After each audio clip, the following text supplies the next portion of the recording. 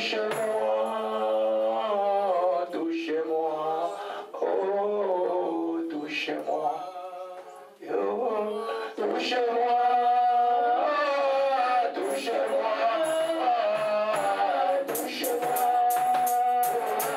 touche-moi, touche-moi,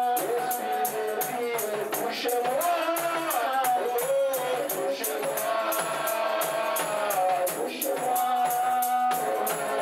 Touche-moi,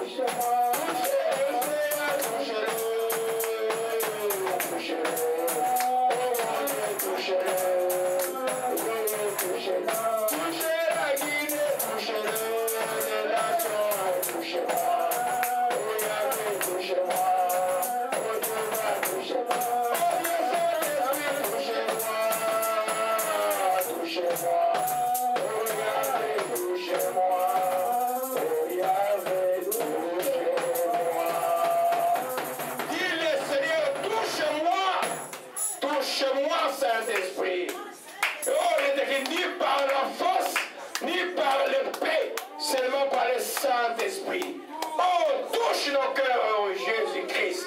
Touche le cœur, change le cœur. Oh là, je sais la paix est là. Et Sengo Ezamakasi de l'eau. Louange à Jésus. La haine est brisée. La haine est brisée aujourd'hui. L'esprit de la haine sort du cœur au nom de Jésus-Christ. Et Sengo Ezaliawa. Et Sengo. Alléluia, gloire à Jésus-Christ. Alléluia, nous prenons nos vies, nous allons prier pour la parole. Ah, tu déclares, tu dis Père Céleste, j'ai quitté ma maison pour te louer, t'adorer, te rendre grâce et écouter ta parole. Je crois que ta parole est la vérité. Car il est écrit, tu connaîtras la vérité et tu seras affranchi. Je crois que je serai affranchi. Je serai libéré, je serai délivré par la parole aujourd'hui. Père, je te rends grâce au nom de Jésus-Christ. Je t'ai ainsi prié. Amen. Adonai est vivant. Alléluia. Amen. J'ai vu une vision se répéter 2 fois. C'est comme un petit bobo. Frère, c'est un petit bobo. Ok? Amen. Un petit bobo. Amen. Dieu est grand. Alléluia. C'est ça le problème quand vous avez une destinée avec Dieu. Il ne permet pas, il va pas vous laisser. Alléluia. Le Seigneur est bon, que son nom soit béni. Amen, amen, amen. Je m'avais déjà parlé prophétiquement par mes lunettes ce matin, ça s'est cassé. J'ai pas une manche par ici, là, j'ai dit, il y a quelque chose qui ne va pas. Ceux qui veulent être prophètes, c'est le travail le plus difficile qui soit. N'aimez pas ça. Vous savez que Dieu parle à travers un prophète par la bouche, par la gestuelle, mais aussi par sa propre vie. C'est dangereux. Vous voyez un peu, il va te demander un jour de préparer la nourriture avec les caca des humains, comme il a demandé à Jérémie, de dormir à côté pendant 365 jours pour les péchés des autres. C'est pas facile à faire. À Ézéchiel, Dieu a simplement dit à Ézéchiel, aujourd'hui, il a bien aimé que tu aimes tant, qui fait tes délices, va mourir aujourd'hui. C'est un signe pour Israël. C'est quand même bizarre. Vous voyez un peu. Il a dit à Amon simplement, et va, fais une prostituée, deviens ta femme. Oh, c'est une option, il ne faut pas aimer ça. Alléluia. Amen.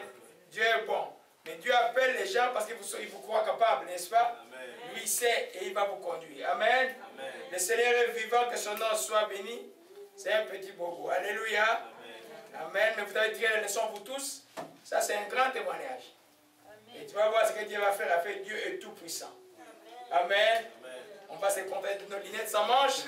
Le Seigneur est vivant. Alléluia. Amen. Gloire à Jésus-Christ. Que son nom soit béni. Amen. Amen. Nous avons commencé une série depuis 4 dimanches sur les 7 églises d'Apocalypse. C'est une série très importante par rapport à comment nous pouvons nous réveiller en Dieu. Il y en a quand ils marchent bien, ils croient que tout va bien. Mais le tout va bien, ça veut dire c'est Dieu qui les connaît. Vous voyez les textes de toutes les églises, les 4 églises avons déjà vu, il y a toujours un mais que Dieu demande à son fils, demande à son église. Même quand vous marchez très bien, comme cette église de Thyatire que nous sommes en train de voir, Dieu voit que sur tous les plans, il marchait très bien. Ce qu'Éphèse n'avait pas, qui était l'amour du prochain, et le premier amour, Thyatire l'avait. Ce que Smyrne n'avait pas, où Dieu souhaitait que Smyrne puisse avoir la persévérance, être fidèle, Thyatire l'avait. Mais Thyatire avait un mais. Le mais, c'était un laisser-aller. La Bible dit simplement, dans Apocalypse chapitre 2, au verset 20, nous allons commencer par là, parce que je voulais aller plus rapidement. C'est ce qui ont marqué l'image, parce que je ne vais pas répéter pour vous. Vous allez aller dans le site, suivre vous-même. Amen. Vous voyez, dans Dieu là, il faut que vous deveniez très responsable. Alléluia. Amen. Gloire à Jésus-Christ. Amen. Amen. Au verset 20, Dieu dit ceci. Voici ce que je contre toi, c'est que tu laisses la femme Jézabel qui se dit prophétesse enseigner, séduire mes serviteurs pour qu'ils se livrent à l'impudicité, qu'ils se livrassent, qu'ils mangent des viandes sacrifiées aux idoles, Je lui ai donné du temps afin qu'elle se repentit. Elle ne peut pas se repentir de son impudicité. Je vais la jeter sur un lit, envoyer une grande tribulation avec ceux qui commettent adultère avec elle, à moins qu'elle se repente de leurs œuvres. Je ferai mourir de mort ses enfants, et toutes les églises connaîtront que je suis celui qui sonde les reins et les cœurs. Je vous rendrai à chacun selon vos œuvres. À vous, à tous les autres de Thyatire, qui ne savent pas cette doctrine et qui n'ont pas connu les profondeurs de Satan, comme il les appelle, je vous dis, je ne mets pas sur vous d'autres fardeaux, seulement ce que vous avez, retenez-les jusqu'à ce que je vienne. À celui qui vaincra, qui gardera, et qui gardera jusqu'à la fin mes œuvres, je donnerai autorité sur les nations. Il les pètera avec une pierre de fer, comme on brise les vases d'argile. Ainsi, moi-même, j'en ai reçu le pouvoir de mon Père. Je lui donnerai l'étoile du matin, que celui qui a des oreilles entende ce que l'Esprit dit aux églises. Seigneur, merci encore de bénir cette parole. Saint-Esprit, de m'aider à me souvenir à ce que tu m'as enseigné hier, à ce que tu veux encore nous enseigner maintenant. Je me soumets à l'autorité du Saint-Esprit, glorifié au nom de Jésus-Christ. Seigneur, que ton nom soit béni, nous te rendons grâce. Au nom de Jésus-Christ. Amen. Amen. Alléluia. Amen. Nous disions donc que cette église marchait très bien, mais il y avait un mais. Et le mais était que l'église laissait et la femme qui s'appelait Jézabel séduire le peuple de Dieu. Amen. On a vu comment Jézabel agissait, on a vu comment l'esprit de Jézabel, qui est l'esprit de Jézabel hier, je ne vais pas revenir sur ça. Qu'est-ce que l'esprit de Jézabel aujourd'hui? Je ne vais pas revenir sur ça, vous allez suivre ça sur le site. Et puis, nous avons vu quelle recherche l'esprit de Jézabel. Premièrement, c'est l'ennemi de l'esprit des prophètes. C'est l'ennemi des serviteurs de Dieu. Quand elle agit quelque part, c'est pour que l'âme du prophète souffre et qu'il perde sa position par rapport à Dieu. Souvenez-vous qu'Élie a perdu son ministère à cause de Jézabel. Jézabel a théorisé. Lui qui invoquait le feu, au lieu de résister, il a fui dans le désert. Dieu lui a dit, qu'est-ce que tu veux faire ici? Toi qui as tué 400 prophètes de Baal, amen. Mais qu'est-ce que tu veux faire ici? Alléluia. Donc c'est l'esprit qui détruit principalement les serviteurs de Dieu. C'est un esprit anti-autorité dans n'importe quelle entité où il va se manifester, que ce soit à l'église, en famille, dans une entreprise, quelque part. Cet esprit d'un subalterne ou d'une subalterne cherchera à contrôler l'autorité. Le but, c'est que l'autorité soit tellement agacée qu'il n'atteigne pas son plan, le plan que Dieu lui a assigné. Alléluia. On a vu ça dimanche, on a vu que Jézabel combat les prophètes et ramène. Pourquoi Jézabel combat les prophètes? C'est parce que les prophètes ont la première mission des prophètes. Ce n'est pas comme on voit dans certains pays africains, les gens qui leur disent, ah, ton oncle a fait ça, et les bonnes choses vont arriver.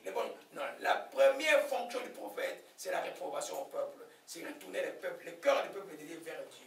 Leur message central a toujours été un message de repentance. Il n'y a aucun prophète de la Bible qui a flatté les gens. Tous disaient, repentez-vous.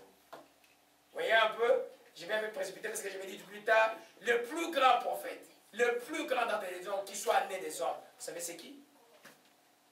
Quel est le plus grand prophète de la Bible? Oh yo yo, oh yo yo, oh yo. Aïe aïe aïe, oh yo yo. C'est Jean-Baptiste. Voyez pourquoi vous avez vu Moïse? Encore des signes d'Égypte, la mer qui s'est divisée, les signes extérieurs. Ok? Amen. Mais Moïse n'a pas été Canaan. Amen. Pourquoi vous avez vu Élie? Parce qu'Élie a été enlevé. Parce qu'Élie a invoqué le feu sur 50, 100 personnes qui venaient pour l'arrêter quand il était sur la montagne. C'est parce qu'Élie a fait des grands signes. Amen. Mais pourquoi vous n'avez pas vu Jean-Baptiste? Jean-Baptiste n'a fait aucun signe extérieur. Le plus grand d'entre les hommes, selon la parole de Jésus-Christ, j'ai dit de tous ceux qui sont nés de la femme, il n'y en a pas un plus grand que Jean-Baptiste. Il n'a pas fait le miracle. Il est resté dans le désert, mangeant le miel avec les sauterelles. Il était habillé, bien sûr, d'une peau de bête parce que c'est Élie qui était revenu. Alléluia. Amen. Cette fois-là, Élie est venu simplement pour annoncer un seul message très puissant. Nous allons voir un état aujourd'hui qui est le message de la repentance. C'est pourquoi ces chants nous est arrivé hier. Touche-moi. C'est hier que c'est arrivé. Je viens de répéter un chant et puis c'est arrivé hier. J'ai dit, on va chanter ça demain. C'est hier que cette chanson-là vient d'arriver. Alléluia. Parce que si ton cœur ne change pas, tu ne peux pas vivre une vie chrétienne. Tu vas perdre beaucoup de temps. Alléluia. Le plus grand prophète, c'est Jean-Baptiste, qui est venu avec l'esprit d'Élie et qui a été combattu par Jézabel aussi à travers Hérodiade et sa fille. Alléluia. Donc, et ça, c'est les choses que j'ai dit la fois passée. Nous avons vu aussi que Jézabel procédait par des grands axes d'action. Voyons aussi dans Apocalypse 2, verset 20. Oh. Amen. Voici ce que je contre toi, c'est que tu laisses la femme Jézabel qui se dit prophétesse enseigner et séduire, mais c'est vite pour qu'il se livre à l'impudicité, qu'il mange la viande sacrifiée aux idoles. Amen. On a vu que trois grands axes par lesquels l'esprit de Jézabel opère. Si quelqu'un possède l'esprit de Jézabel, il va principalement, ou au moins deux axes vont agir dans sa vie, c'est dans la fausse prophétie, les faux enseignements et dans la séduction. On a beaucoup vu la fausse prophétie dimanche passé, je ne vais pas revenir sur ça. La fausse prophétie arrive.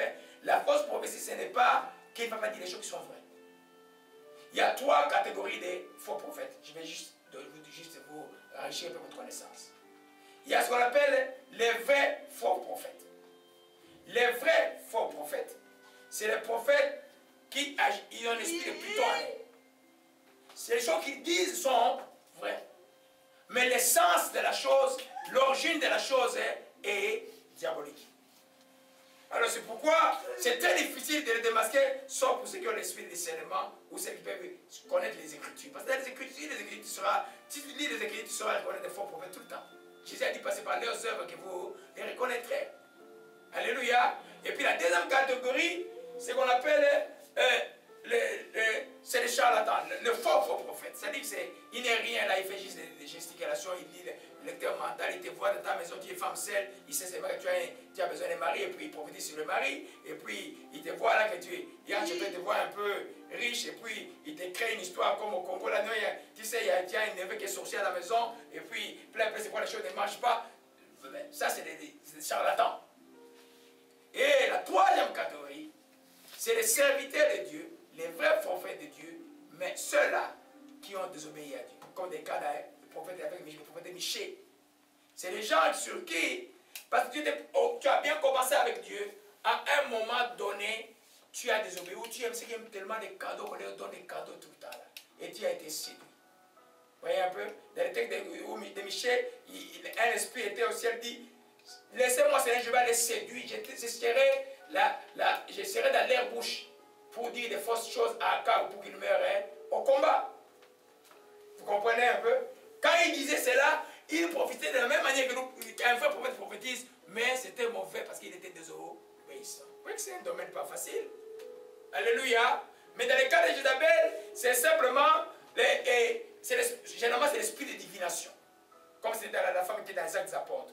Donc, il peut dire des choses, suivez ces gens, c'est des serviteurs de Dieu, c'est des serviteurs de Dieu, mais il dit ça, ce qu'il dit, c'est vrai, mais l'essence est mauvaise.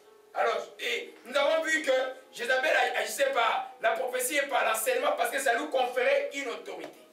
Vous savez que l'enseignement vient avec une autorité, tu assois une doctrine. C'est pourquoi la Bible dit que ne vous précipitez pas à enseigner, vous serez jugé sévèrement. C'est quelque chose à jouer avec. Amen. Nous là, si je vous enseigne des faussetés, j'ai des problèmes avec Dieu. C'est pourquoi je ne veux pas connaître quelqu'un selon la chair. Je veux connaître quelqu'un selon l'esprit tout le temps. Vous voyez un peu? Parce que Jézabel, ce qu'elle fait par la fausse prophétie, les faux enseignements, il va rendre les gens captifs. Des fois, si l'autorité de l'église ne connaît même pas les choses de Dieu, elle va dominer dans l'église. Et par les faux enseignements, comme dans les cas d'espèces, il disait aux gens, l'impudicité, ce n'est pas mauvais. Mais je suis sûr qu'ils empruntaient la doctrine de Nicolas de dire que la chair ne sert à rien. Ok, un peu, être avec une femme, ne pas être avec une femme, ce n'est pas important. Le plus important, c'est l'esprit de Dieu. Il y en a aujourd'hui. Vous savez, l'église du Canada, marie les homosexuels. Les homosexuels vont à l'église tranquillement. Ils vont à l'église tranquillement. Ils sont sûrs de servir Dieu. Amen. Hier, on était avec ma fille quelque part, mais il n'a pas remarqué. Il y avait un couple là-bas. Hein? Mais ils étaient là tranquilles. Vous voyez un peu? Et il me parlait, c'était déjà le plus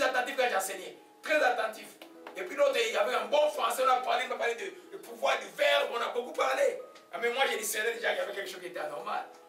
Amen. C'est là pourquoi il croit ainsi. Parce que quelqu'un, souvent par l'esprit de Jéhovah, un faux enseignement est donné comme ça là, pour que les enfants de Dieu soient surpris au dernier jour. Dans lequel l'esprit de Dieu disait, l'impudicité c'est pas grave. Vous pouvez manger des viandes sacrifiées aux idoles.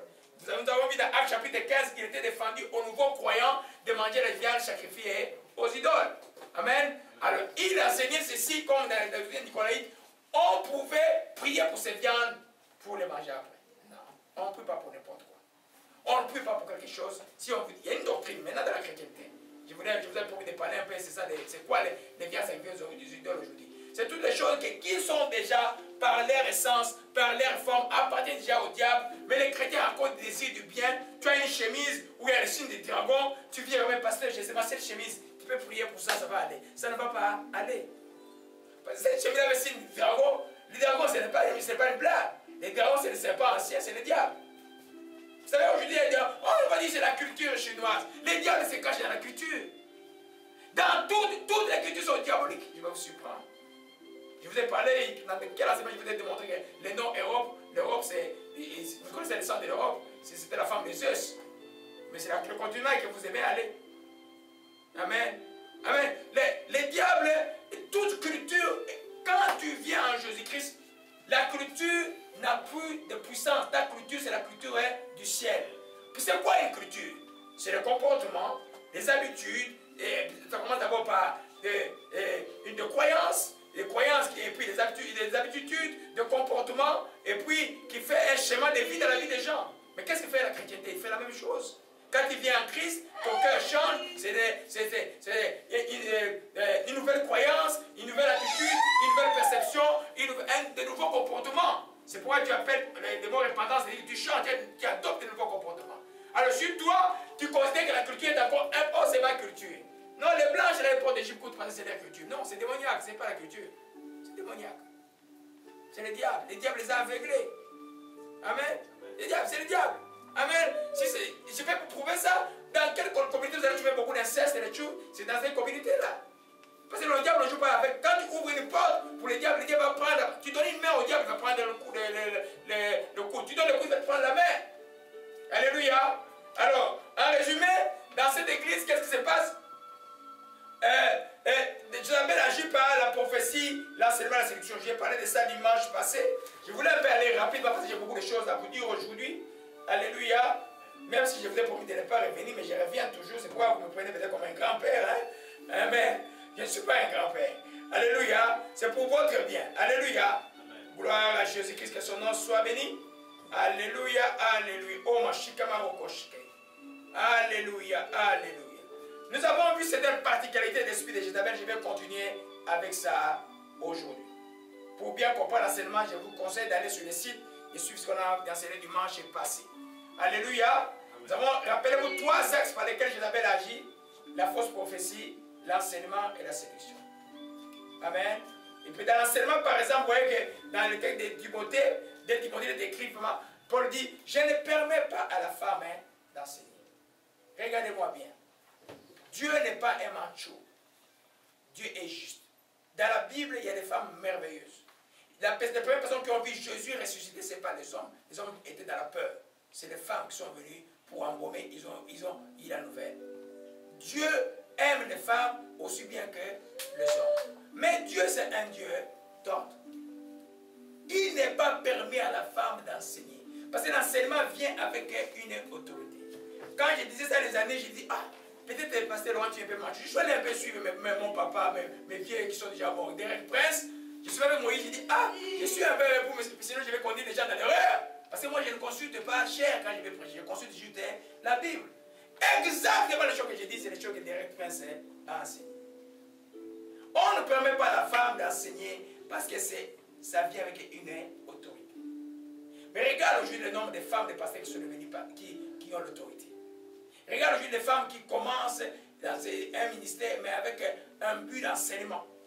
La femme peut enseigner les femmes, mais la femme ne peut pas enseigner les hommes en général, hommes et femmes en général. Pourquoi? C'est à cause de ça.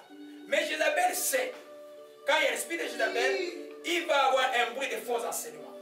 Puis, qui sera appuyé par les signes extérieurs, qui est la fausses prophéties. Je vous dis que Jézabel peut vous dire des choses qui sont vraies.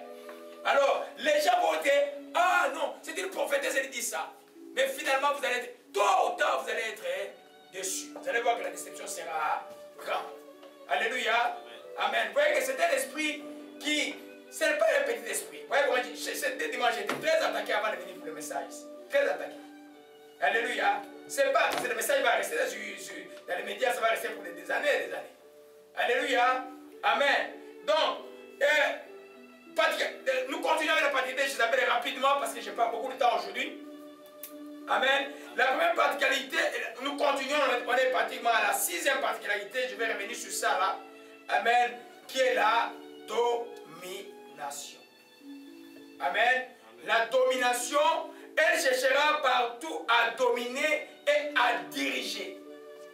Quel que soit le contexte où c'est la personne qui est possédée par cet esprit est là. Par exemple, à l'église, c'est une femme qui cherche à s'immiscer, justement, et juste raconter le passage, jusqu'à aller apprendre l'autorité de pouvoir diriger l'église.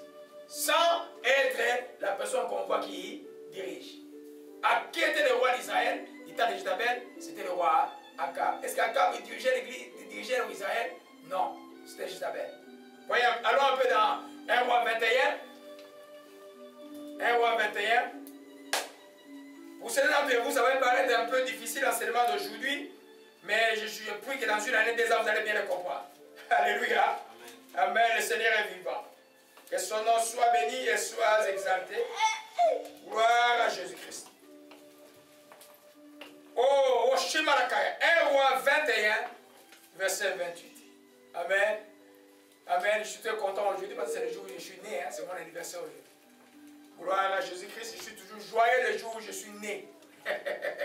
Alléluia. Amen. Dieu est bon. Il m'a fait grâce. J'ai 53 ans aujourd'hui.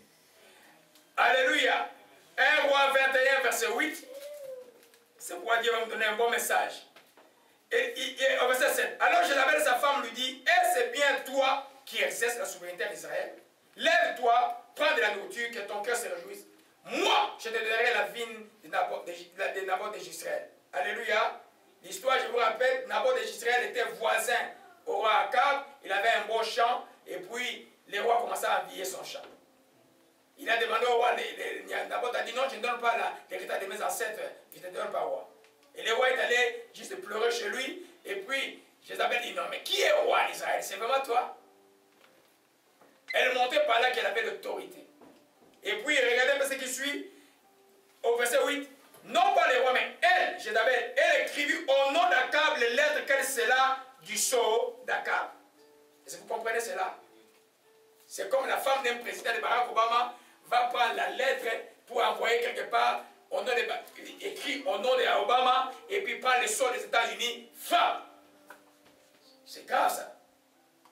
Mais c'est ainsi que fait les il usurpe l'autorité. Parce qu'il a tellement envoûté les rois. Les rois n'ont aucune puissance. Le roi est devenu tout petit. Tout ce que Jézabel dit, le roi doit accepter. Donc elle peut décider de pouvoir parler au nom du roi. Ça s'appelle la domination.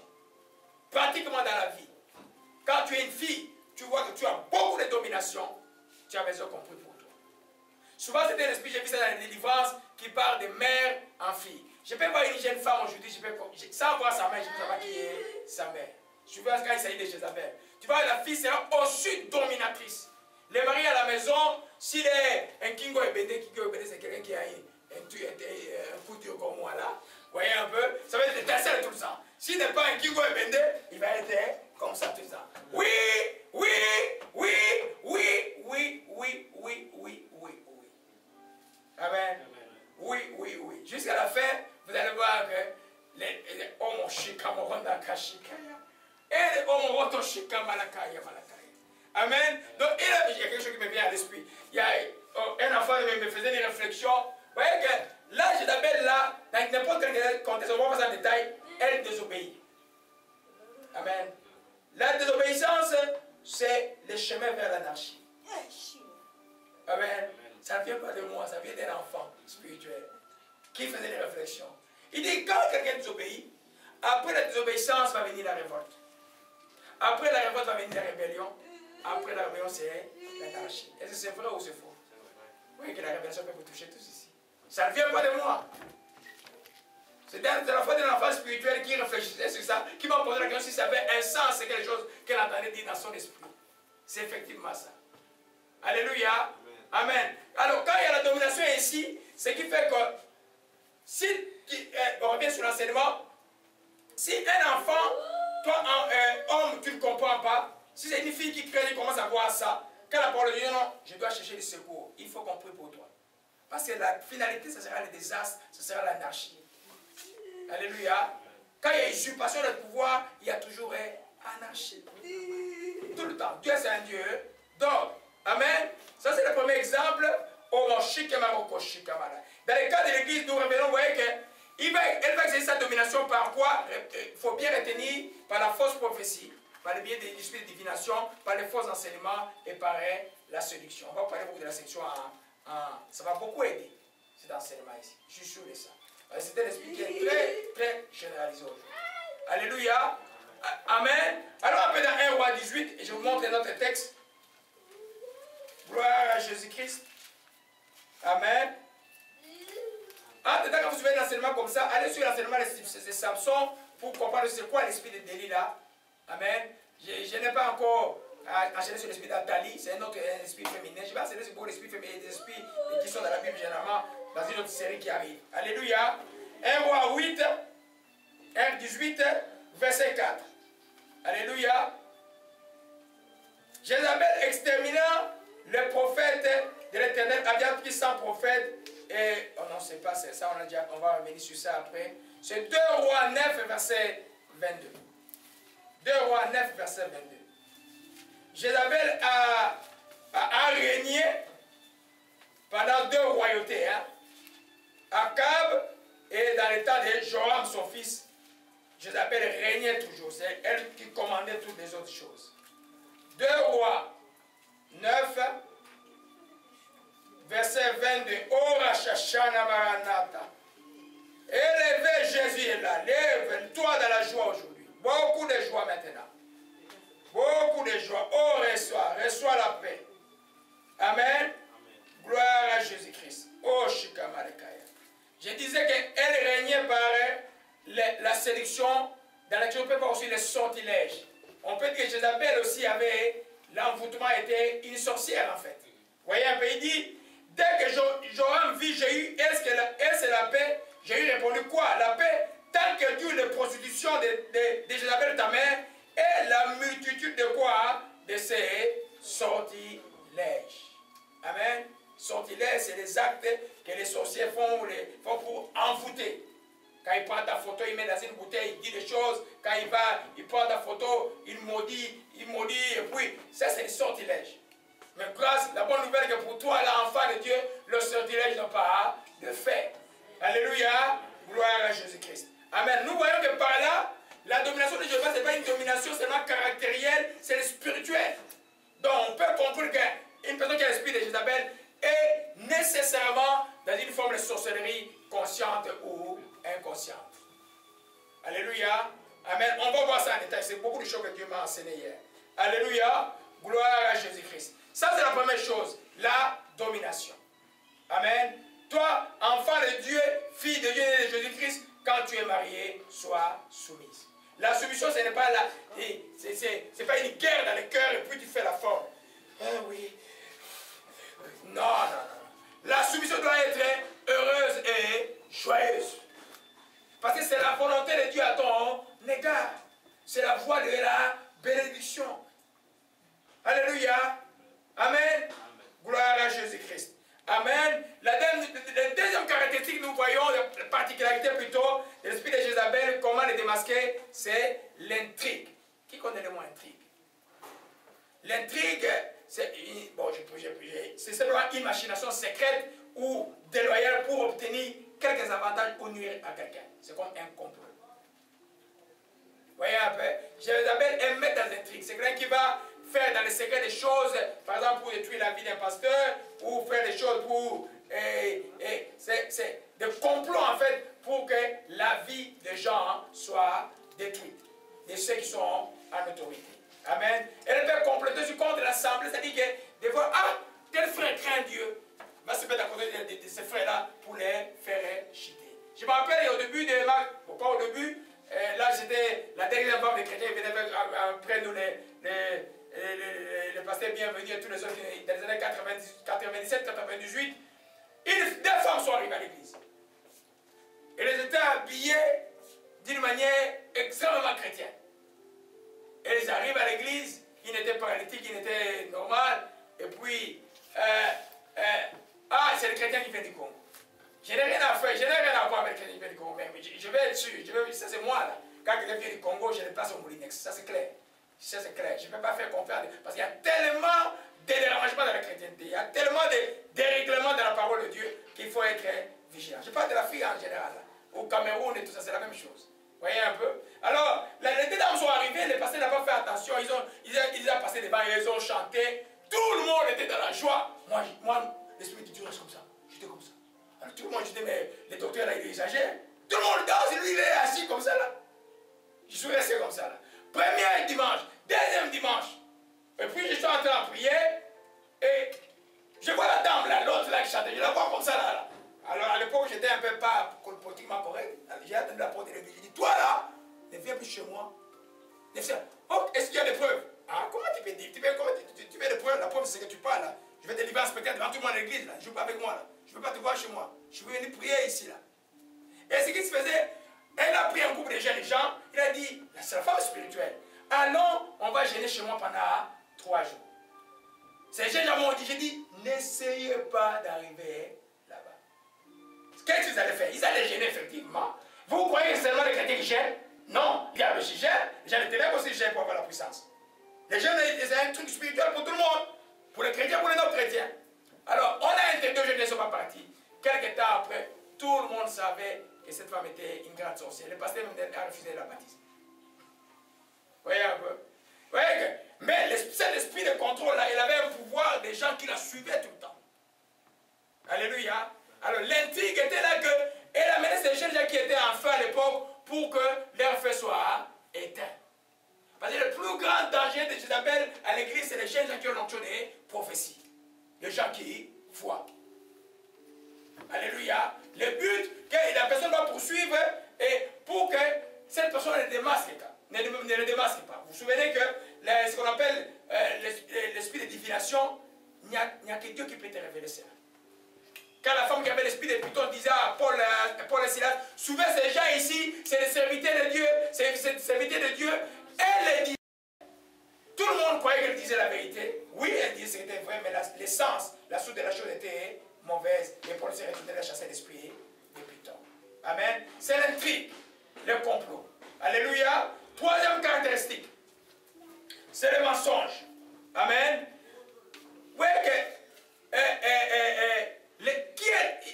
Jésus parlant du diable a dit, il est le père des mensonges. Quand il parle de mensonges, c'est de son propre fond qu'il parle. Ça, c'est la parole du Seigneur. Dans les textes des gens.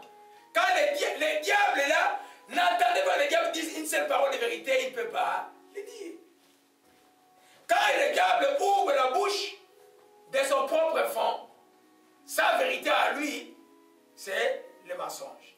Alors, n'imaginez pas quelqu'un qui est porté d'un tel esprit pour se dire la vérité. C'est pas ces mensonges-là même, vous voyez, dans les enseignements, oh, Dieu a-t-il réellement dit cela? Oh, non! Esprit m'a mentionné hier.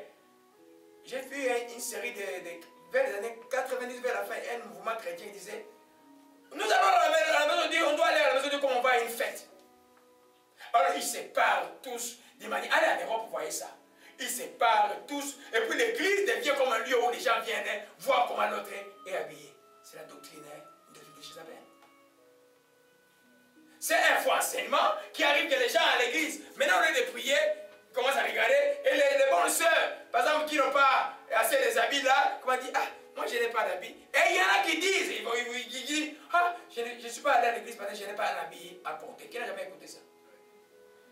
Mais c'est diabolique. C'est la doctrine de Jézabel parce qu'à l'église, on n'a pas besoin des habits.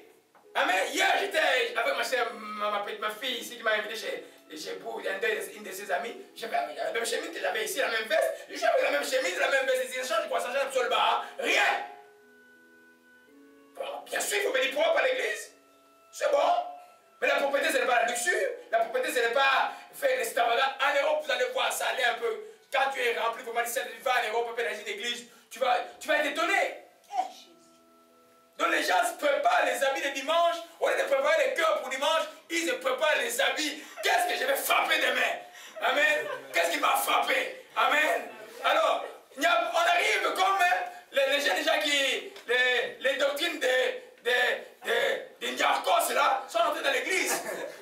Hein? Donc ils se mettent des habits et puis ils arrivent à l'église. Alors venez voir un pasteur fashion et puis les sœurs aussi fashion. Ah, c'est tout à fait normal que l'impudicité puisse régner. Oh, c'est tellement lié. C'est tellement lié. Moi, je dis que moi, je suis de la vieille école, mais je viens de dire dans le monde, dans le vrai monde. Là. Ok, j'étais un vrai leader dans le monde. Hein. Je vous dis ça.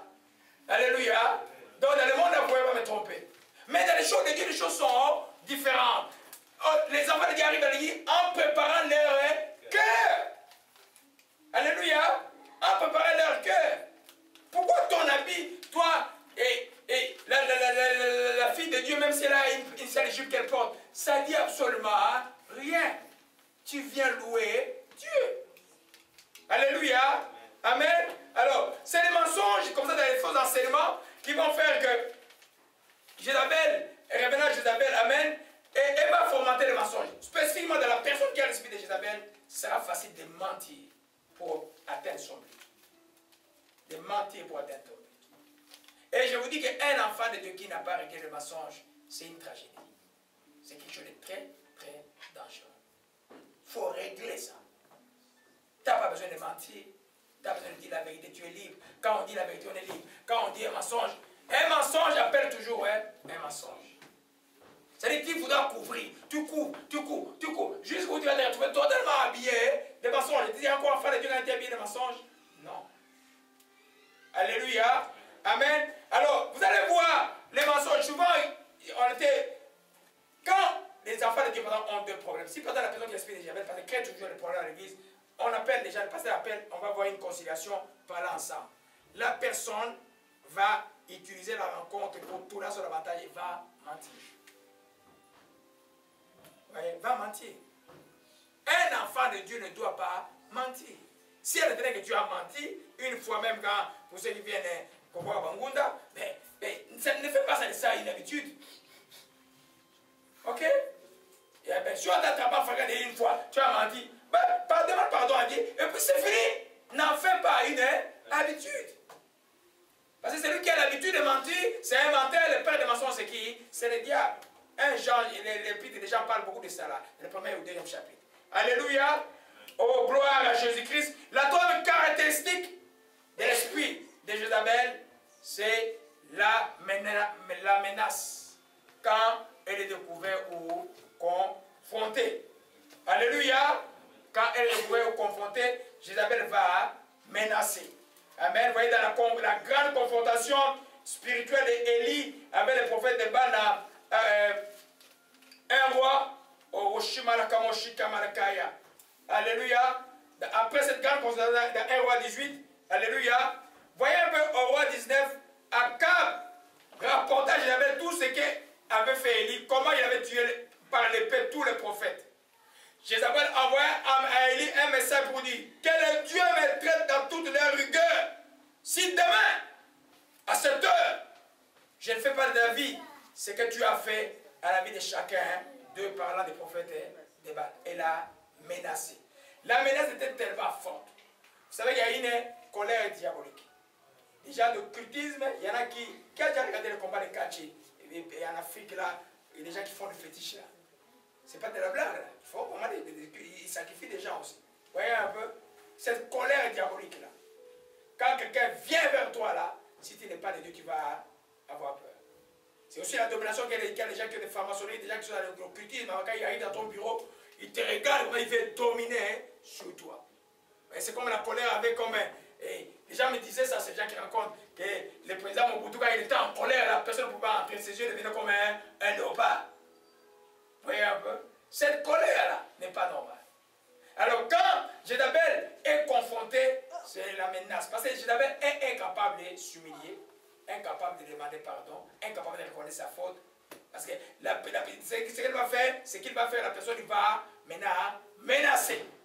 Dans le cas de l'église, prend une moitié de l'église, ils sont partis. Tous les gens qui étaient sous sa domination, ils sont partis. Il va menacer. Des fois, il va t'envoyer même des emails, il y a des pasteurs qui reçoivent des emails, il menace au téléphone. Demain, je vais venir à l'église, tu vas voir ce que je vais faire à l'église. Quelqu'un m'a appelé de l'Europe, elle est allée 2 dimanches à l'église, les gens se battaient toujours à l'église. Elle était tellement découragée, je vais à l'église, mais les gens se battent. C'est aujourd'hui, là, on est au XXe siècle, une église, dans la région de quoi, de Bordeaux. Les gens se battent à la porte, 2 dimanches de suite. Et le pasteur ne peut rien dire, il est tellement dominé par Isabelle à l'église. Alléluia. Amen. Donc c'est un esprit très dangereux. Amen. Voyez la menace. Oh ma chica, regardez, allons un peu dans 2 rois, une autre forme de menace. 2 rois. Quand maintenant du temps du fils d'Akab, dans le temps de Joram, et que Jéhu est instruit par Dieu d'aller massacrer toute la famille d'Akab dont Jézabel, allons-y dans 2 rois. Alléluia. Gloire à Jésus-Christ. Que ton nom soit béni et sois exalté. Oh mon Dieu, que ton nom soit béni. 2 rois, verset 9,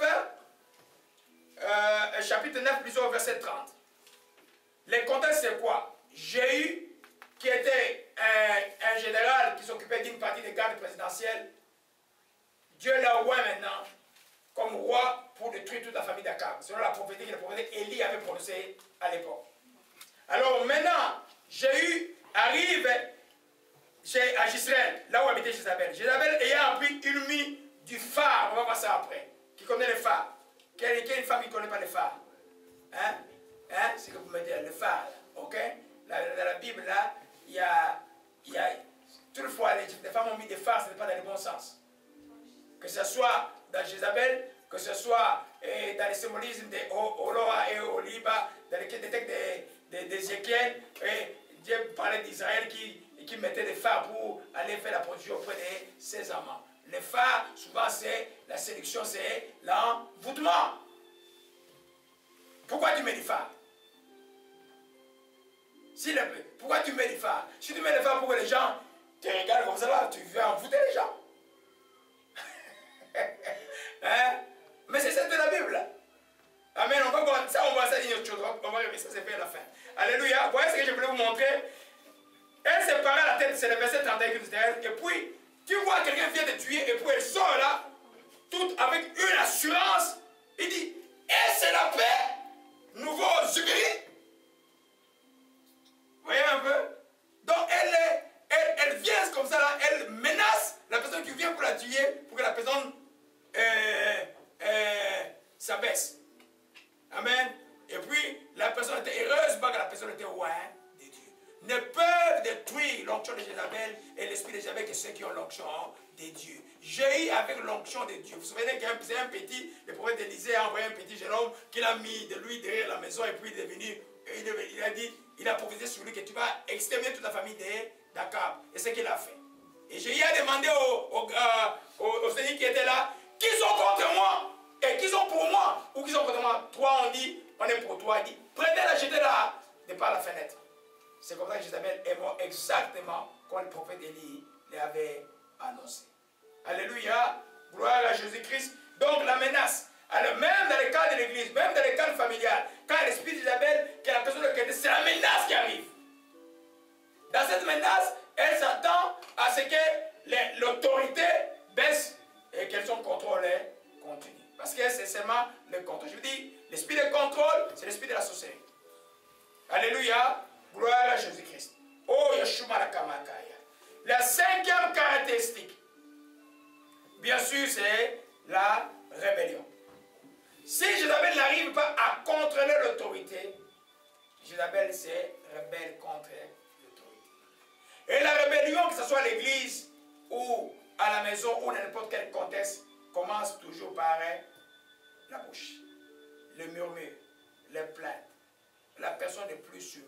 Rejette tout ordre qui est donné tout ordre établi est rejeté.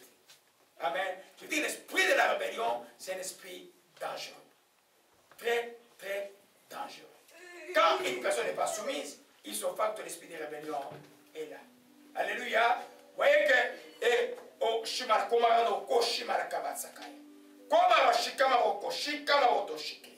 amen. Comme nous avons dit tout à l'heure, je prendrai la révélation.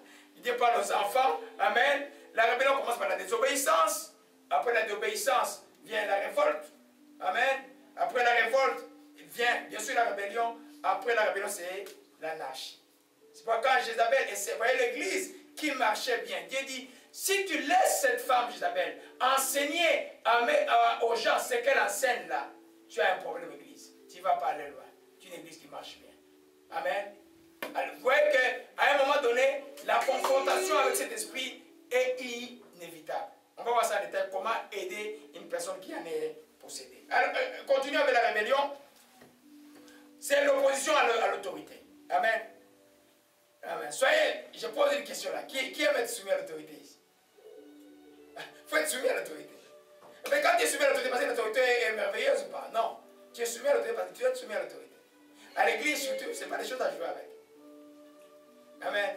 Dans l'église dont les gens sont bâtis à Bordeaux chaque dimanche de suite, la sœur de les pasteurs n'ont pas d'autorité. Les gens viennent faire des œuvres comme ils peuvent. Pourquoi il est pasteur? Amen.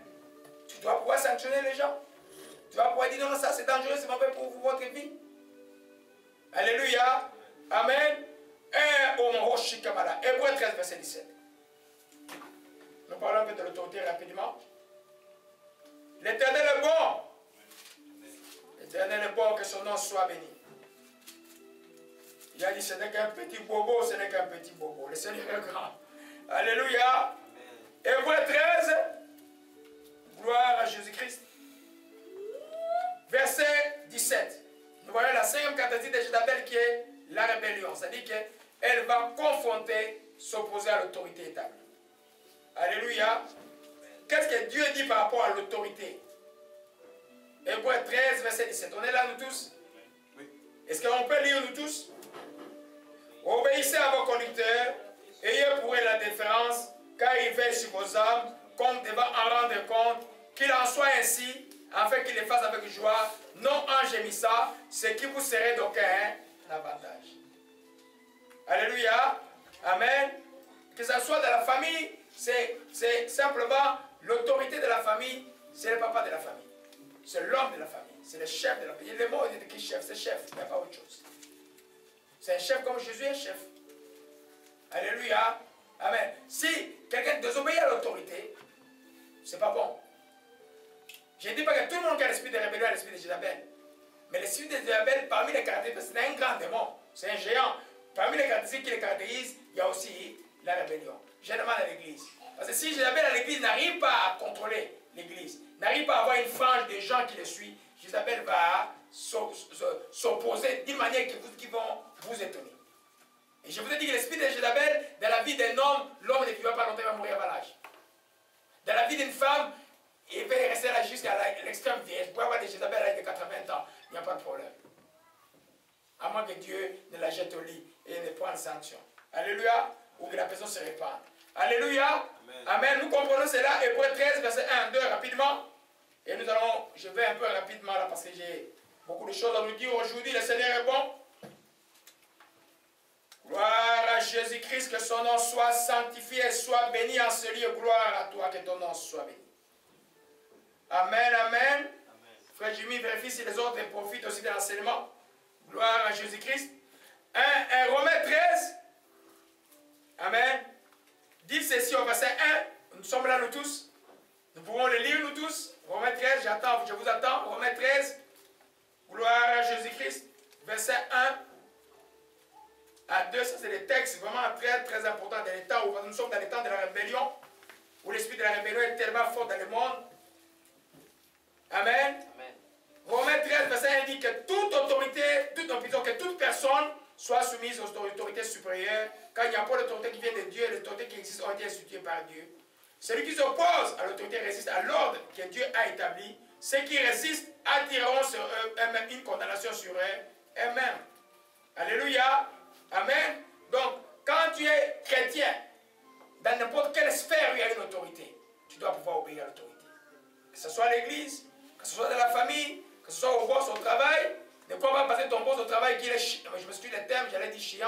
Amen. Qui est un type méchant, tu ne vas pas le respecter. Comme chrétien, tu vas le respecter. Alléluia. Si tu te demandes de faire ça, va prendre ça, tu vas le faire. Parce qu'il est ton boss. Tu le fais à cause de lui? Non, tu le fais à cause de Jésus-Christ. Et tu gagneras beaucoup de combats comme ça. Tout en restant, en étant soumis, et il va croire qu'il va te maltraiter, mais demain, quand il y aura un remaniement, c'est lui qui va partir. Mais si toi tu dis, je vais me venger, remaniement, il sera toujours là, et toi tu vas avoir des problèmes. Alléluia, gloire à Jésus-Christ. Donc, l'esprit d'Arménon va les caractériser. Dans le cas de tête d'Apocalypse, vous voyez que cette femme, dès qu'il la laisse, elle entraîne les jeunes gens à l'impudicité. L'impudicité, ce n'est pas une blague. C'est un péché plaisant, mais c'est le plus mauvais des péchés qui soit. Je me rappelle en 2004, j'étais invité à l'église de Washington, on cherchait un médecin qui était pasteur. Ils m'ont invité, j'ai fait un meilleur séminaire que j'ai jamais fait dans ma vie sur le jeûne parlant de la chasteté. L'impudicité, là, la Bible dit c'est péché contre Dieu et contre ton propre corps. Ton corps, c'est le temple de Dieu. Alléluia. Alors, tu vois que ça commence d'abord par l'impudicité au niveau des pensées. Quand tu as regardé une femme au point de la désirer pour sortir avec elle, ou tu as regardé un homme au point de la désirer pour elle, tu es déjà en impudicité. Voilà pourquoi je vous demande souvent de demander pardon pour les péchés que vous ignorez. Et maintenant là, quand cet acte-là est commis, il a toujours des prix à payer. Imaginez-vous, tu te retrouves enceinte. Tu as le choix maintenant d'aller garder l'enfant. Et ça va être dur. Avec un enfant, tu es seul. Ou tu vas d'enlever la grossesse, tu vas avoir des problèmes avec Dieu. Vous savez, Jérémie 1, verset 5 dit à Jérémie quoi? Avant que tu sois né, je t'avais consacré prophète. Mais toi, tu as une grossesse, tu as tué un prophète de Dieu. Dieu va te laisser tranquille. Tu vas avoir le problème. L'homme n'existe pas quand il est enceinte. L'homme existe avant qu'il soit enceinte. Alléluia.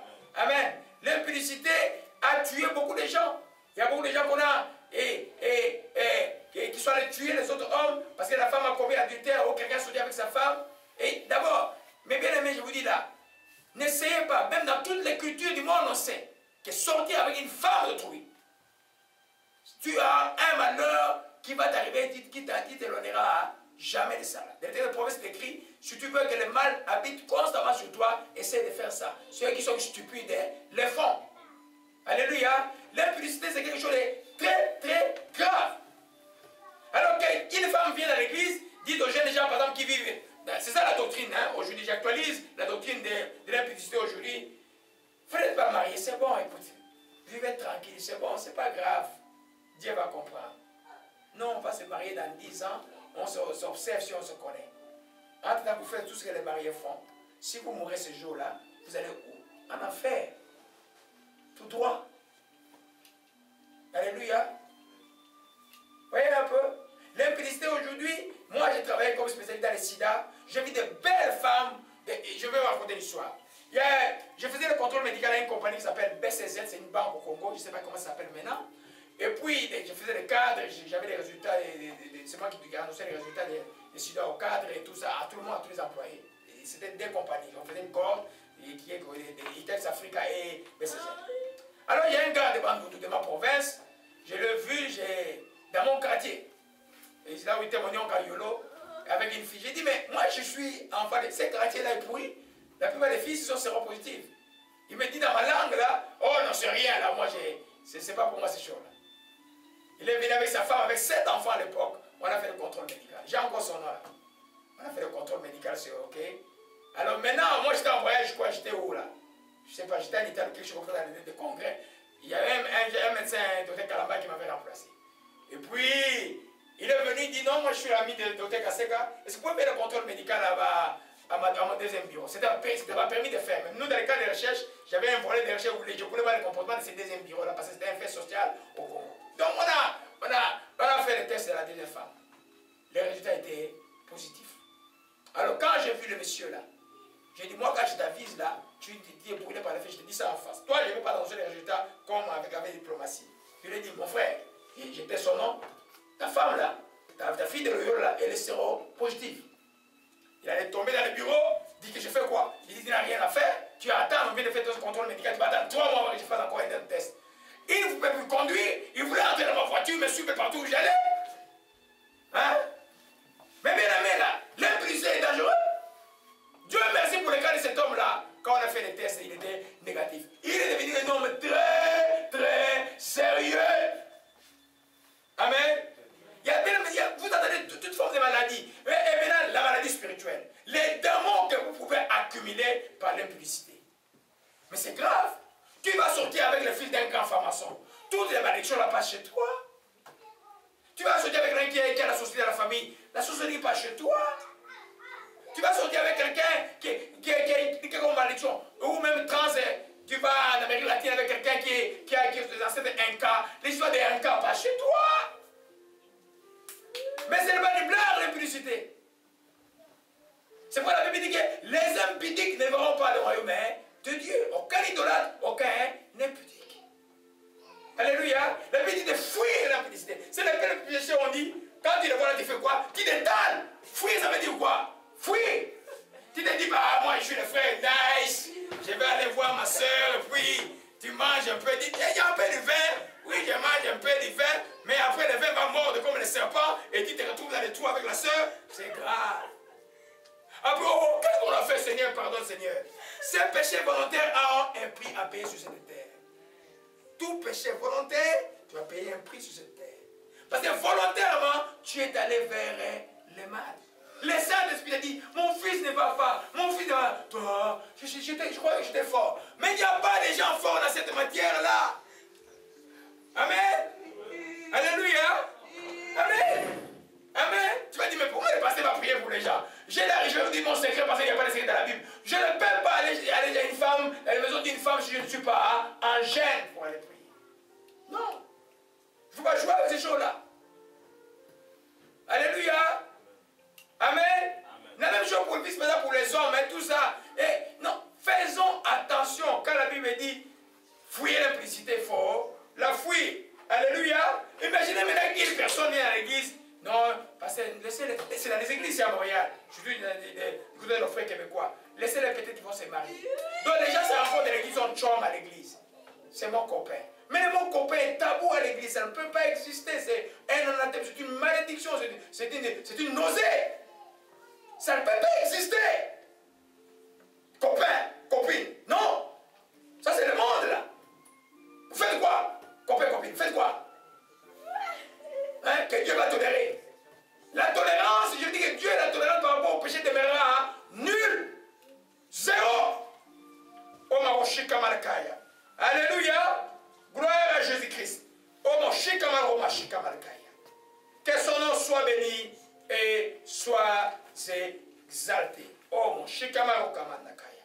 Sixième caractéristique et le plus expressif de l'esprit de Jézabel, c'est la division. La division. Tous ces grands axes, que ce soit la fausse prophétie, les faux enseignements, la séduction, est simplement pour diviser. Le diable, quand il est quelque part, il est pour la division. Et qui est destructive. Alléluia. Dans l'église, quand cet esprit se manifeste, c'est pour pouvoir diviser. Quand l'église est divisée, qui souffre le plus? C'est le pasteur. Toujours. Des fois, tu pleures. Des fois, tu vois les enfants aller lever. Regarde, des fois, il dit, mais Dieu, pourquoi il me met encore le nom de ces gens dans la bouche? Tu as vu combien? Mais il a donné la mort. Dieu te demande encore toi de prier. Qu'est-ce que tu fais? Tu pries, mais ça fait mal. Alléluia. Il va causer la division. La Bible dit de s'éloigner de qui que ce soit qui se cause des divisions. J'ai dit aussi, comme j'ai dit aussi pour l'esprit de rébellion, ce n'est pas tout le monde qui a l'esprit de division et qui a l'esprit de Jézabel. Mais l'esprit de Jézabel, dans son pattern, dans sa stratégie, la finalité qui est de diviser. Pourquoi? Pour qu'il puisse régner. Beaucoup de gens qui divisent les églises pour aller commencer une église, ils ont cet esprit. C'est pourquoi quand ils vont aller là-bas, ça ne va pas marcher. Non. Si Dieu t'a appelé, tu commences toi seul avec ta famille. Amen. John et Guy ont commencé une église dans les sous-sols de la maison. Et puis ils étaient une trentaine, ils disent non, maintenant je crois qu'on va mettre l'église en dehors de la vie de San Antonio. Les diacres sont fâchés, ils disent non, comment tu vas mettre l'église là où il n'y a pas de personnes?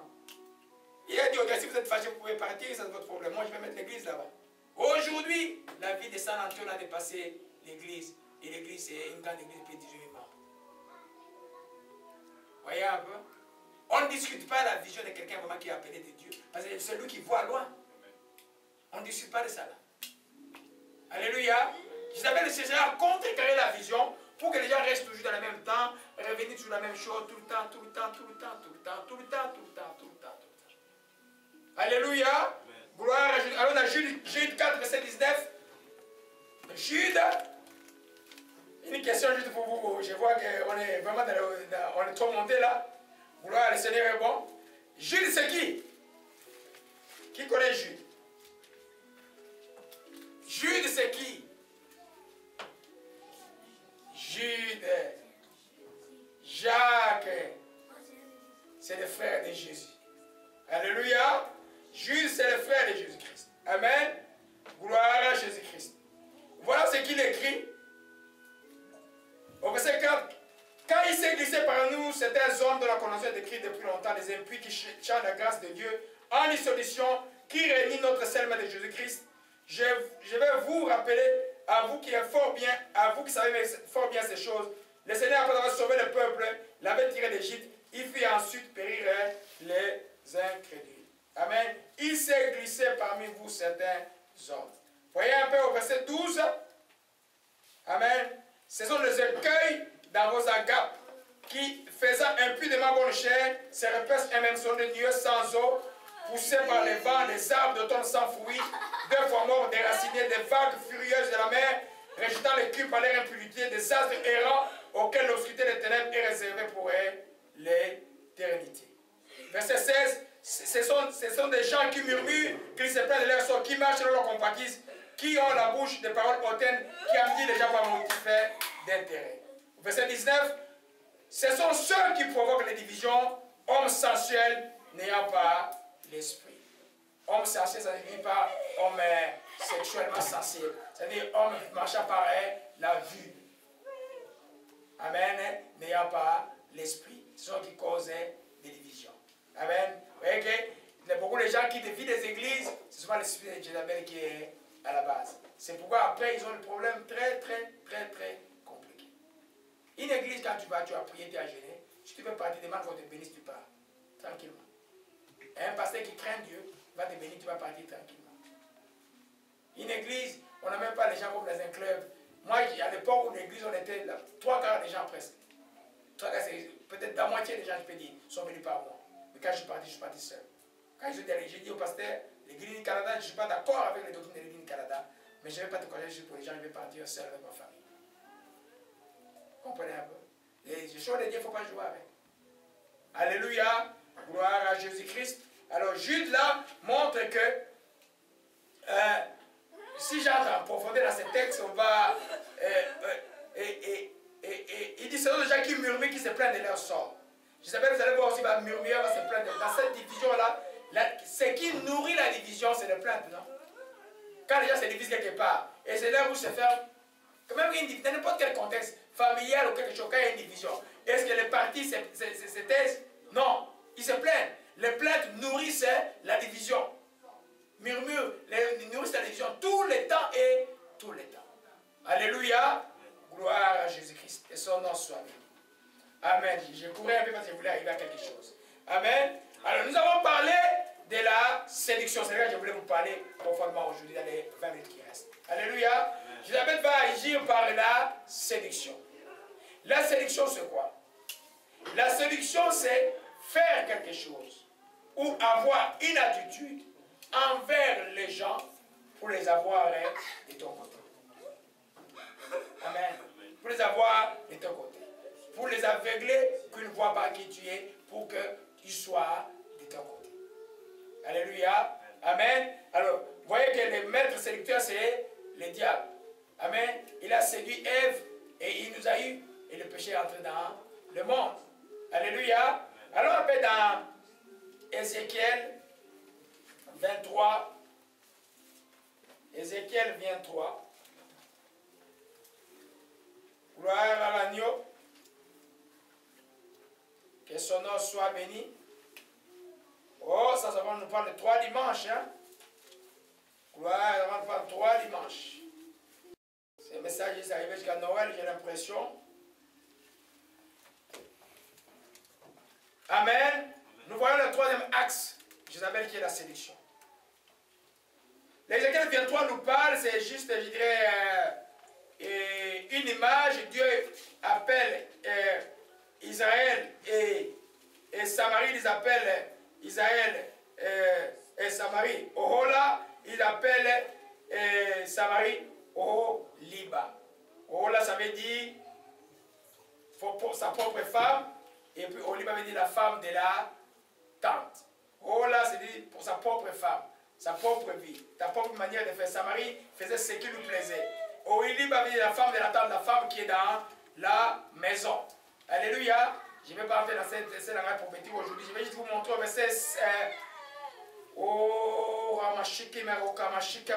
verset 40. Amen. Il dit, mais elles-mêmes, parlant de Ohola et Oholiba, donc Israël et Samarie, elles ont fait chercher des hommes venant de loin, et leur ont envoyé des messagers, voici ils sont venus. Pour eux, tu t'es lavé, tu as mis du phare à tes yeux, tu t'es paré par tes ornements, tu t'es assis sur un lit magnifique devant lequel une table était dressée, tu as passé une table, sur cette table, mon encens et mon huile. Alléluia, amen. Et ils ont mis du phare, ça veut dire simplement, et l'appareil extérieur a été réglé pour que les gens soient attirés. Amen. Vous voyez un peu qu'il y a... Maintenant, il n'y a plus de différence. Vous êtes encore, où sont jeunes ici, là. Dans les années 90, quand tu arrives, tu voyais une prostituée, spécialement ici, tu savais que ça c'était une prostituée exactement. Par là, le maquillage. Aujourd'hui, il y a des peintres, il y a des maquillages. Non, c'est pas. C'est par les maquillages. Tu voyais seulement que les phares étaient là. Le but d'une prostituée, c'est quoi? C'est séduire, attirer les gens vers la mort, vers elle. Amen. Alors, la séduction, c'est cette capacité qu'une personne peut avoir, homme ou femme, de pouvoir attirer les gens vers elle. Alléluia. Jézabel dans l'église, quand la personne qui a l'esprit de Jézabel agit par la séduction, vous allez voir les premières manières par lesquelles il agit, c'est ce qu'on appelle la séduction de la parole. Elles ont des voix mielleuses. Je connais une femme qui est dans la ville.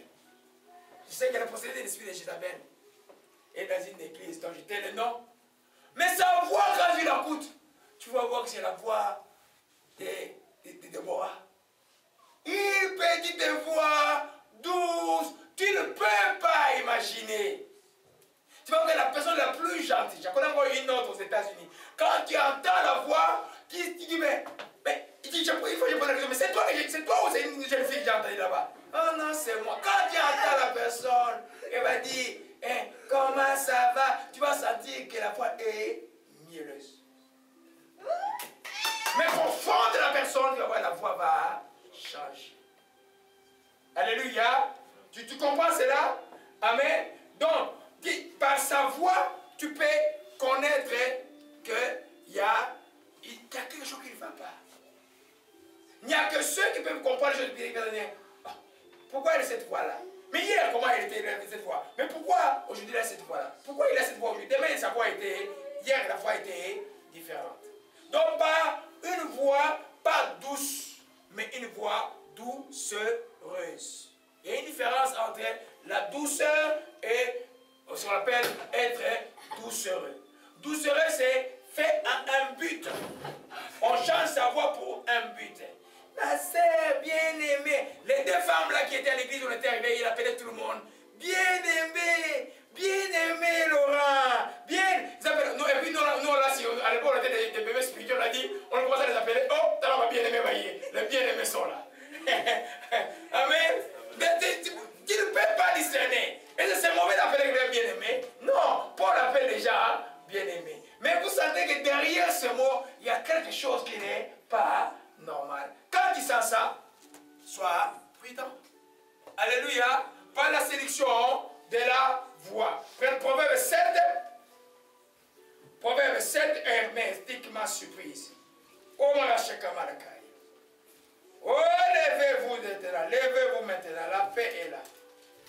La paix est là. La paix est là. Oh, Shikamandakai. Oh, ma Shikamara Sakashi. Oh, ma Shikamada Sakai.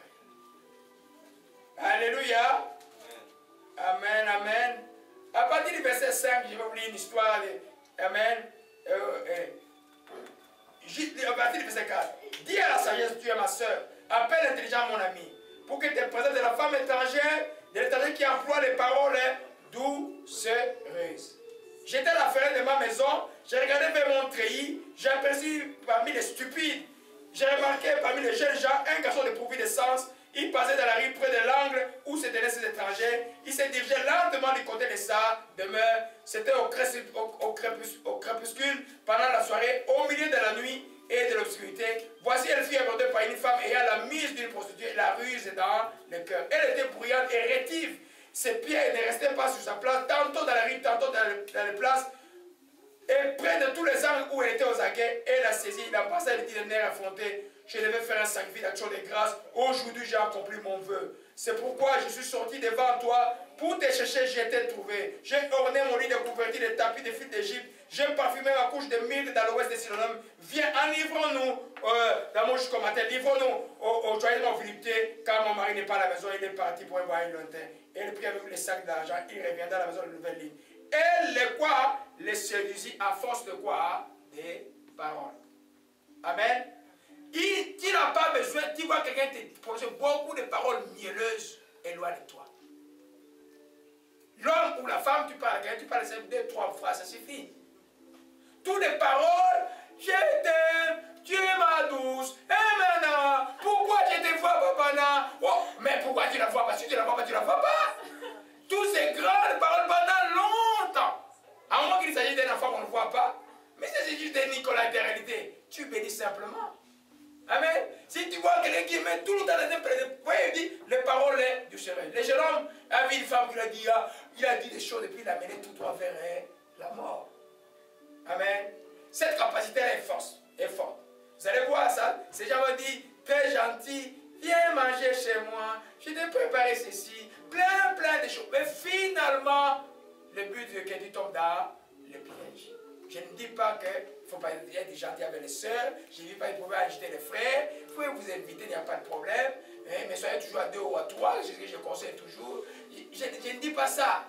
Je dis que c'est une personne spécifique. Vous allez voir que pour comprendre le djihadisme, il faut avoir toutes les caractéristiques réunies. Au moins 3 ou 4. Vous voyez ça. Alléluia. Gloire à Jésus-Christ. Alors, ça c'est par les paroles. Amen. On ne peut pas te flatter par les paroles.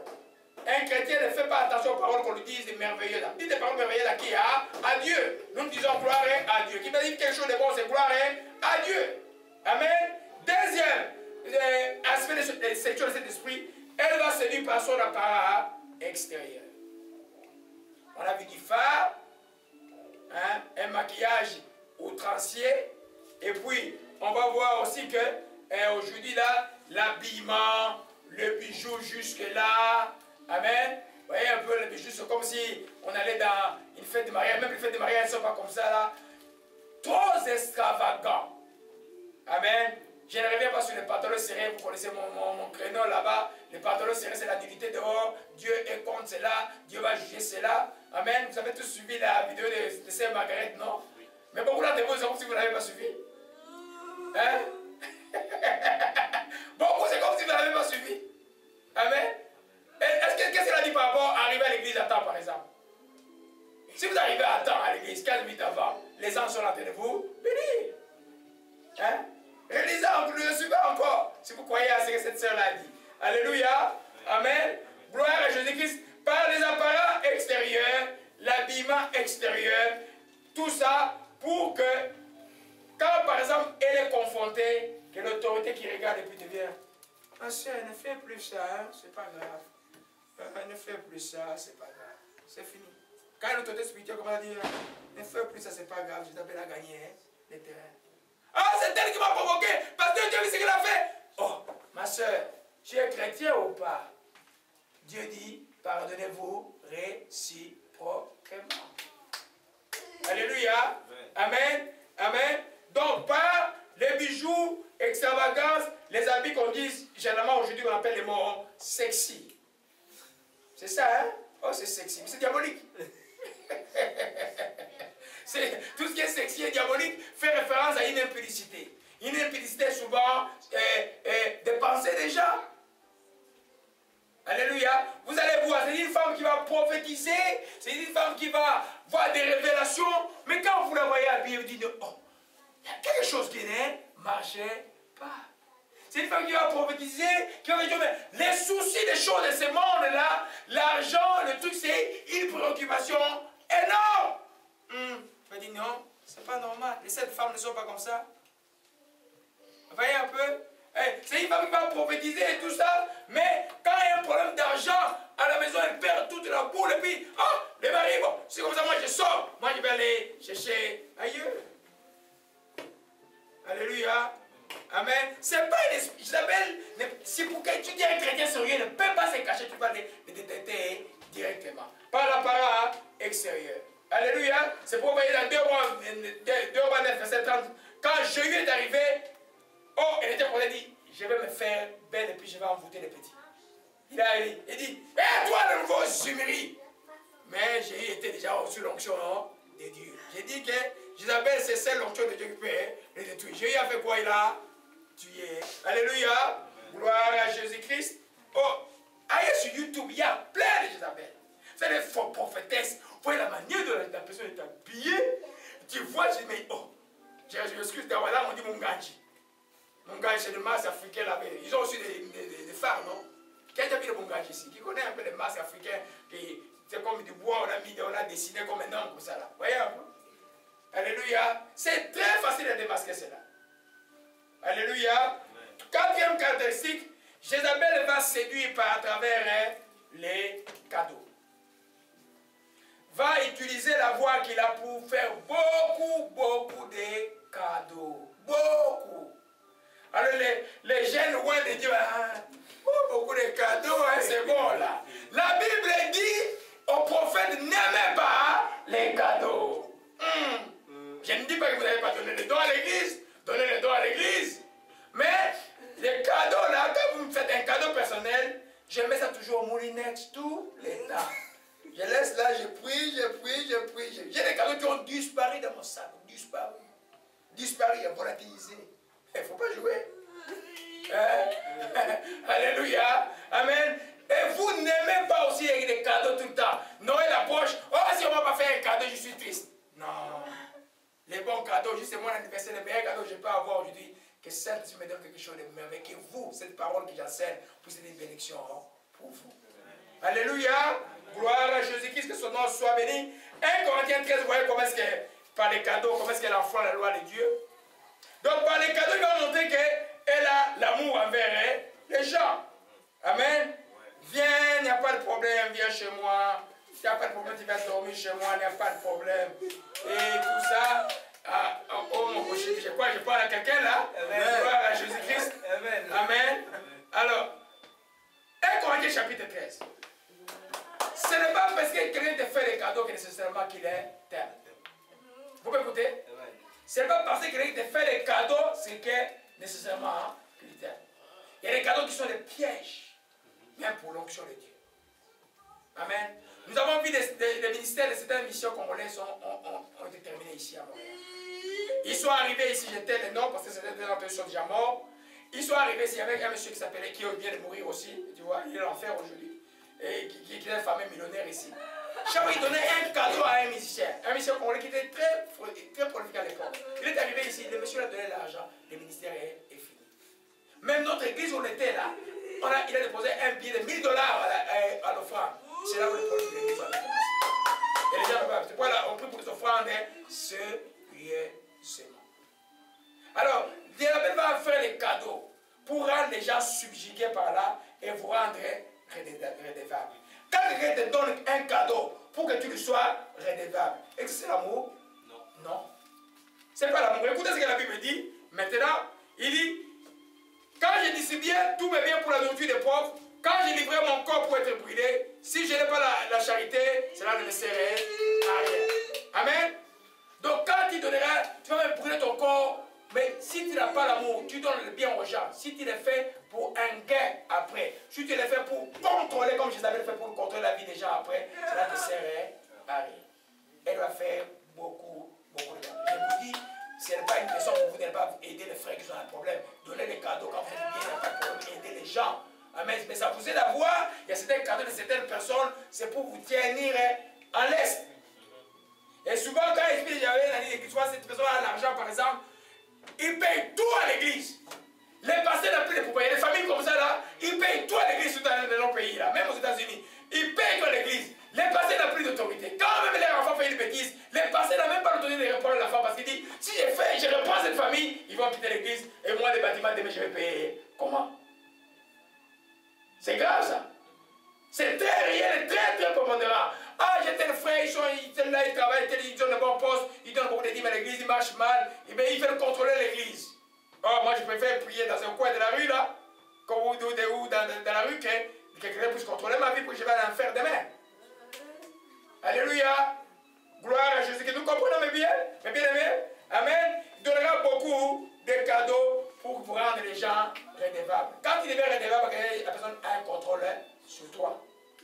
Amen. Et nous voyons que l'esprit de Jézabel est là pour contrôler. Amen. Les tout derniers conseils,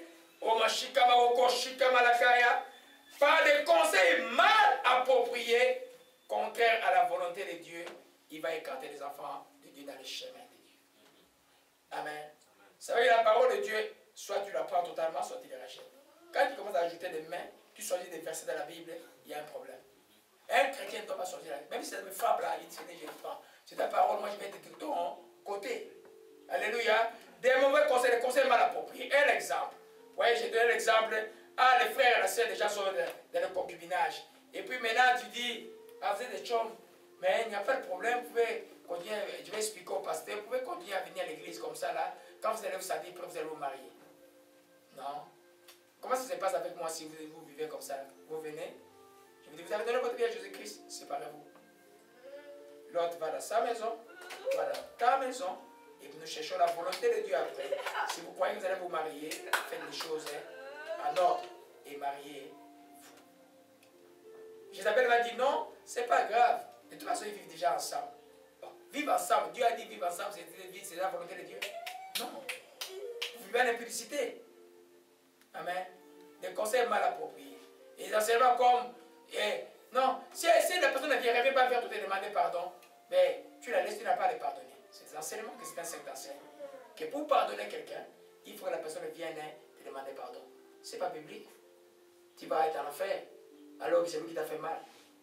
Nous pardonnons les gens qui reviennent, nous pardonnons aussi ceux qui ne reviennent pas. Tu dois être libre.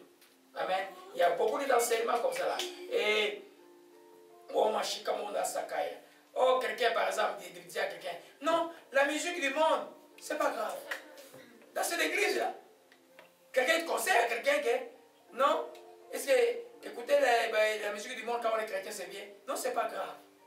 Ça s'appelle un enseignement dangereux. C'est quoi la musique du monde?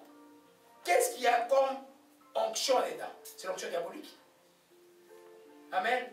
Vous savez quand on était dans le monde, dans certaines musiques, tu écoutes, il y a certaines musiques, quand tu mets dans ta chambre là, tu attends, la musique qui donne Barry White, il joue lentement. Ça t'amène où?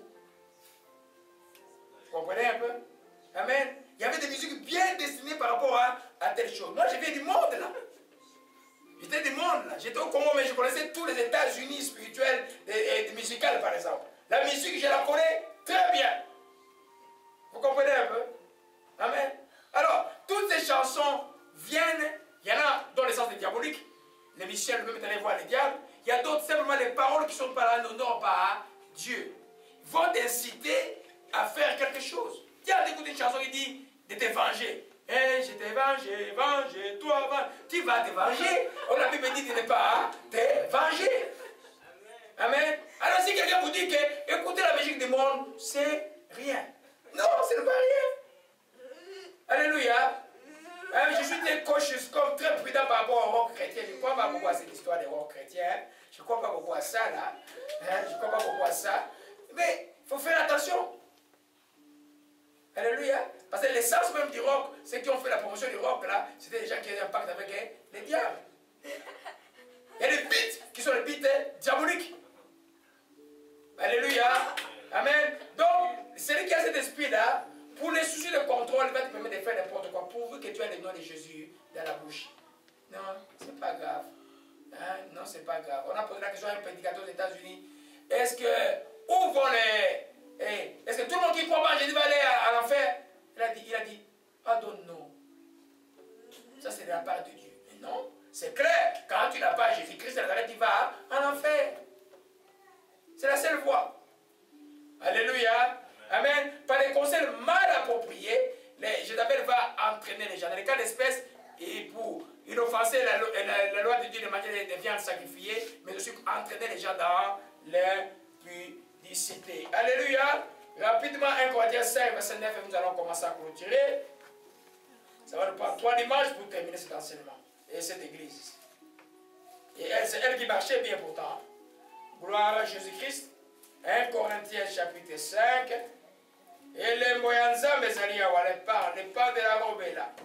Gloire à Jésus-Christ. 1 Corinthiens 5, verset 9. Alléluia. Amen. Oh, gloire à Jésus-Christ. Je vais y revenir après, dimanche prochain, pourquoi dans les solutions pour Jézabel. Mais on le lit quand même. Je vous écris de manière de ne pas avoir des relations avec les impudiques. Non d'une manière absolue avec les impudiques, c'est bon. Ni avec les cupides et les ravisseurs. Ou avec les idolâtres. Autrement, il faudrait sortir du monde. Maintenant, je vous écris de ne pas avoir des relations avec quelqu'un, c'est nommé frère, qui est impudique, cupide, idolâtre, outragé, ivrogne, ravisseur. De ne même pas manger avec un tel homme. Amen. Quel j'en ai fait à juger ceux du dehors, n'est-ce pas ceux du dedans que vous avez à juger? Ceux du dehors, Dieu les juge, ôtez les méchants du milieu de vous. Alléluia. Ça va nous conduire à ce que nous allons voir dimanche prochain. Quelles sont les solutions pour Jézabel? Est-ce que c'est un état permanent qu'on est Jézabel la vie? Non. Dieu dit dans le texte que nous venons de lire, repentez, qu'elle s'est repente. Jézabel a deux choix. La repentance ou simplement on l'ôte du milieu où causait les problèmes. Comme j'avais dit, la doctrine de Nicolas de Balaam, c'est difficile d'enlever une doctrine. Mais Jézabel, quand elle vient introduire, c'est elle qui est l'auteur de cette manigance, on peut l'écarter facilement. Amen. Jéhu qui a détruit Jézabel, c'est parce que simplement il avait l'onction de Dieu. Alors, l'esprit de Jézabel, par la prière, peut être totalement détruit. Mais la personne qui en est possédée, qui, si cet enseignement te révèle des bruits de ces choses-là, tu vas te répandre, puis tu vas l'exposer, dis non, non, hé, Jézabel, tu n'as pas de place sur moi. Tu l'exposes et tu le chasses. On va voir dimanche prochain et je vais donner un enseignement profond sur la repentance. Parce que Dieu demande à Jézabel de se repentir. Amen. C'est le plus grand message du plus grand prophète de la Bible qui s'appelle Jean-Baptiste, qui n'a fait aucun miracle. Ça doit beaucoup nous enseigner. Le plus grand de ceux qui ont des hommes n'a fait aucun miracle. Mais il avait ce même message de la vérité. Et il est mort pour cette vérité en disant à Hérode, il ne t'a pas permis de la prendre de la femme de ton frère. C'est pourquoi il est mort. Alléluia. Amen. Nous allons voir ça dimanche prochain. Nous allons voir aussi que ta repentance c'est aujourd'hui. Ne repoussez pas à demain ton salut. Aujourd'hui, c'est ton jour du salut. Ne dis pas, je vais attendre demain. Et qu'est-ce que cela signifie pour nous? Alléluia.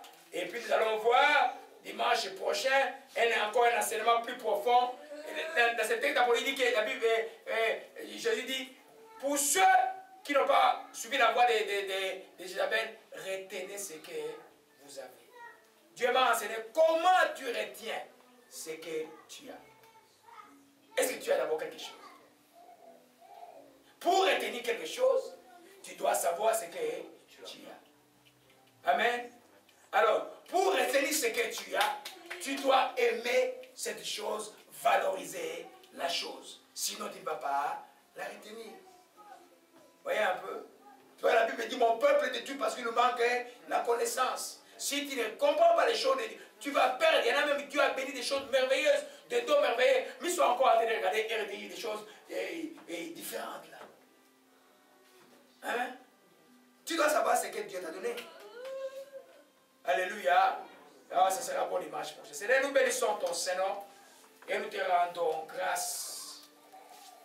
Nous te louons. Nous avons prié au début de cette prière. Je connaîtrai la vérité et la vérité m'affranchira. Je vais vous demander tous de prier avec moi. Tu dis Père Céleste.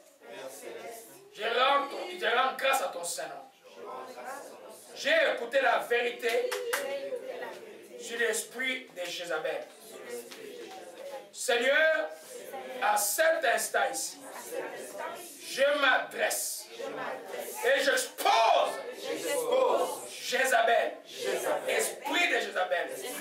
J'expose sous mes yeux maintenant. Et je leur donne maintenant de quitter ma vie, de quitter cette église, de quitter ma maison. Au nom de Jésus. Je t'appelle. Et sans gauche comme la tâche. Et venez-moi au sauvetage. Quand je t'aime au chemin, je mets des paix. Oh, je cherche à remercier. Et Zalim Zambe, oh, je suis comme la tâche. Je suis comme la kabala sakaya. Oh, je suis comme je te déclare lié au Père dans cet endroit où cette vidéo est regardée. Je te déclare lié à l'esprit de Jézabel. Sors de ce lieu-là. Au nom de Jésus-Christ Nazareth, Seigneur, nous bénissons ton Seigneur et nous te rendons grâce. Oh, Ramaré, garde la foi est là, beaucoup de foi aujourd'hui, beaucoup de foi maintenant. Oh, Amen. Il révèle, pour toi et brise, maman. Commence à louer maintenant. Commence à louer au Rashikabalakabashia. Tout à l'heure, j'avais sur la maison de prière, je l'ai brisé au nom de Jésus. Dans ta famille, je l'ai brisé au nom de Jésus-Christ Nazareth. Oh, Shikamalakage, les cages de brisé. Oh, le paiement, mon mouvement est à Dieu, Zaniawa. Mon mouvement de Dieu est là. Oh, Ramashika, bonga, bonga, bonga, bonga, sois bien, sois bien, sois bien, sois bien, sois bien au nom de Jésus-Christ Nazareth. Oh, Shikabalakage, et